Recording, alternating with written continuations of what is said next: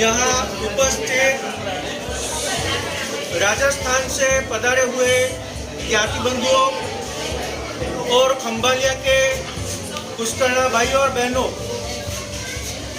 ये बात की खुशी है कि ये जो मेहमान पधारे हैं राजस्थान से, उनका पुष्करणा समाज खंभालिया की ओर से मैं तहे दिल से स्वागत करता हूँ और धन्यवाद भी करता हूँ कि उन्होंने केशव राय जी मंदिर के लिए अपना योगदान दिया है और उनके दर्शन पाकर धन्य भी हुए हैं।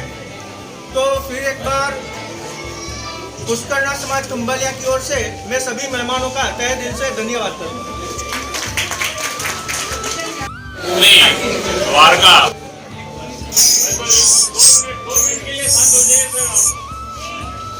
देवभूमि द्वारका की इस पवित्र भूमि पर विराजमान पुष्करणा ज्योति पुंज सभी को मेरा सादर प्रणाम। ये सबके लिए एक सौभाग्य का दिन है कि हम अपने ज्ञाति बंधुओं के बीच पहली बार उपस्थित हुए। मेरे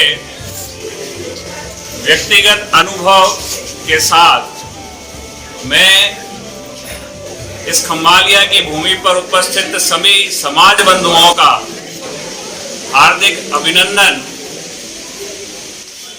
और वंदन करता हूं कि इस सुदूर क्षेत्र में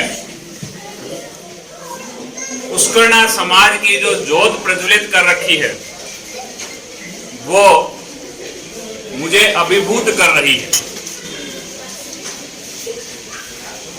अपना समाज इतना सशक्त है, इतना विद्वान है और इतना उत्कृष्ट है कि हमारे ऊपर स्वयं भगवान कृष्ण की कृपा रही है। मैं जब व्यक्तिगत रूप से इस पवित्र भूमि से परिचित हुआ, मुझे इस भूमि से परिचित करवाने वाले आदरणीय किशन जी कल्ला साहब, दिलीप जी बोड़ा, भरत भाई ओझा, जिन्होंने प्रथम बार मुझे यह सुअवसर प्रदान किया कि मैं पुष्करणों के इष्ट देव भगवान केशव राय जी के दर्शन कर सकूं। वो मेरे जीवन का सबसे अस्मरणीय क्षण, जब मैंने ज्येष्ठ पूर्णिमा के दिन भगवान केशव राय जी का आम्राभिषेक किया। वो पवित्र दिन था और हम उस दिन उपस्थित हुए। मुझे उसके बारे में पहले से इतनी जानकारी नहीं थी। वहां पहुंचने के बाद पता चला कि आज, जिसको आंबा स्नान यहाँ की स्थानीय भाषा में कहते हैं, आम्राभिषेक का आयोजन होना था, ध्वजारोहण होना था शिखर पर। वो सभी अलौकिक क्षण का मैं साक्षी बना इस उपस्थिति में। और वहां आने के बाद परिचय हुआ कि ये जो पवित्र दिव्य स्थान है, इसके लिए जीर्णोद्धार के प्रयास भी किए जा रहे हैं और सैकड़ों साल पुराना मंदिर, और हमारे जैसे लोग अनभिज्ञ थे और हमें सौभाग्य मिला, हमने अपने केशव राय जी के इस मंदिर के दर्शन किए, जो इतना पौराणिक मंदिर।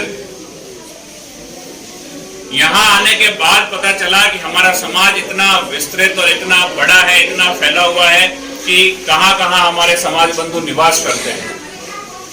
इससे पहले समाज के व्यक्ति कहाँ कहाँ निवास कर रहे हैं, ये मेरी सीमित जानकारी में था। लेकिन केशव राय जी की कृपा से मुझे यह सब पता चला कि पूरे भारतवर्ष में पुष्करणा निवास करते हैं।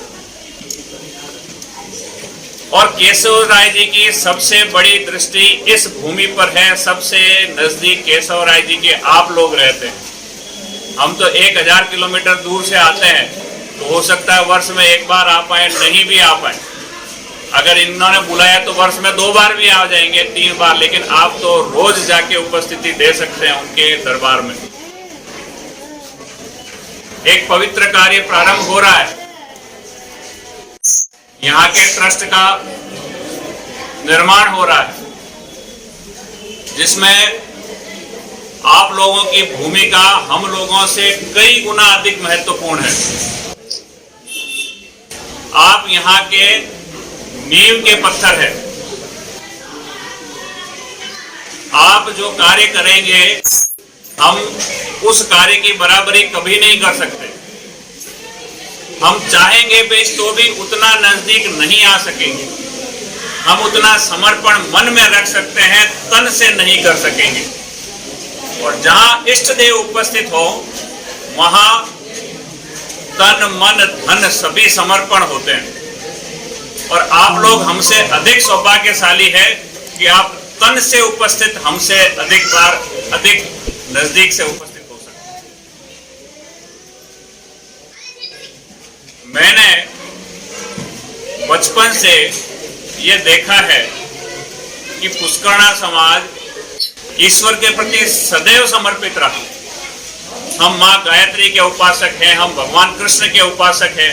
हमारे घरों में मेरी माता, दादी, नानी सबसे ये संस्कार मिले कि ब्राह्मणत्व आपके अंश में होना चाहिए।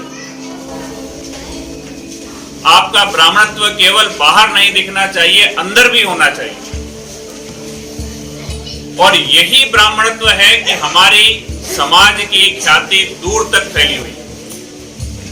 हम अपने संस्कारों से कभी हटे नहीं, हम अपने संस्कारों पर अडिग हैं।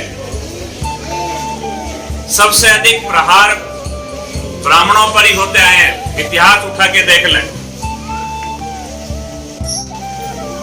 लेकिन ये हमारे अंदर का जो प्रज्वलित आत्मज्ञान है वो हमें कभी परास्त नहीं होने देता, कभी किसी के सामने घुटने नहीं टेकने देता।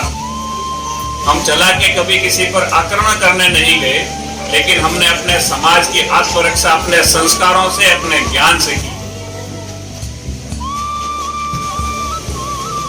जब पहली बार मुझे पता चला यहाँ आने के बाद में, आज सुबह सवेरे हम जल्दी पहुंचे, तब पता चला कि न्याती समाज का स्थान है। यहाँ आज सामूहिक भोज का आयोजन भी है। तो मेरे अंदर एक उत्सुकता जागृत हुई कि देखें यहाँ समाज कितना बड़ा है। और जब समाज बंधुओं की उपस्थिति यहाँ देखी तो मेरा हृदय भाव विभोर हो गया। जहां समाज बंधु हजारों की संख्या में उपस्थित हो वहां हजारों को बुलाना आसान होता है।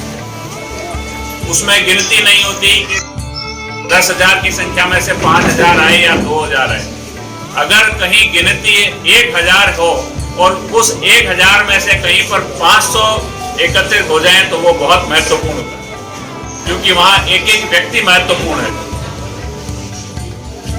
इस स्थिति में जब समाज बंधुओं को यहाँ एकत्रित हुए हुए देखा, मातृशक्ति का मैं हार्दिक अभिनंदन करूंगा, उनके चरणों में वंदन करूंगा कि इतनी संख्या में मातृशक्ति और भगिनी शक्ति यहाँ उपस्थित है। समाज को दिशा देने का कार्य तो मातृशक्ति ही करती है। माता के संस्कारों से ही बालक बड़ा होकर ये सीखता है कि मेरा समाज में क्या स्थान है और मुझे समाज में अपना क्या कार्य करना है। पिता परवरिश करते हैं, आवश्यकताओं की पूर्ति करते हैं। पिता उनको कठोरता से अनुशासन सिखाएंगे, लेकिन संस्कारों का बीजारोपण हमेशा मातृशक्ति करती है। और यही मातृशक्ति के संस्कार है कि आज हम समाज के रूप में ये एक सभ्य और ससंस्कृत समाज देख रहे हैं। मैं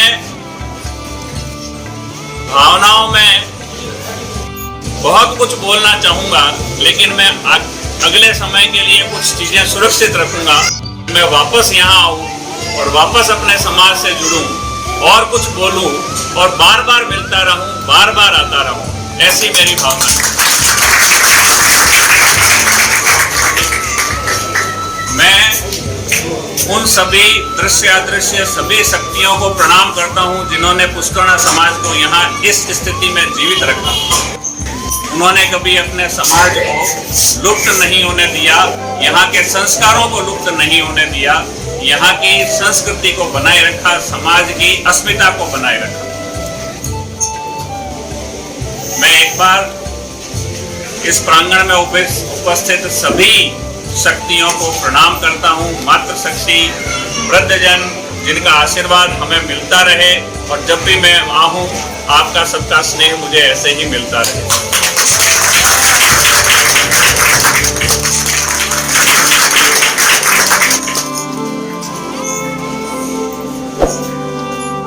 धन्यवाद।